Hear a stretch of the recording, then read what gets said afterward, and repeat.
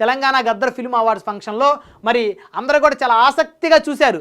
మరి ఎవరైతే అల్లు అర్జున్ గారు ఉన్నారో మరి ఆయన ముఖ్యమంత్రి రేవంత్ రెడ్డి గారి పేరుని గుర్తుపెట్టుకుంటారా మర్చిపోతారా అని చెప్పేసి అందరూ ఆసక్తిగా చూస్తే honourable chief minister Revanth Reddy అన్నగారు అని చెప్పేసి మొత్తానికైతే అల్లు అర్జున్ గారు అయితే పేరు పలికారు.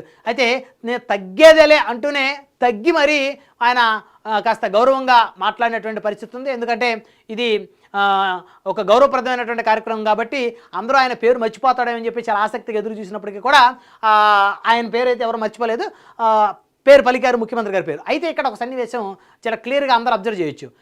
మరి ముఖ్యమంత్రి గారి పేరు పలికారు, కాసేపు మాట్లాడారు, అందరికీ థ్యాంక్స్ చెప్పారు. ఆ తర్వాత ఒక సినిమా డైలాగ్ చెప్తామని చెప్పేసి అన్నారు. సరే అందరూ కూడా చెప్పమన్నారు.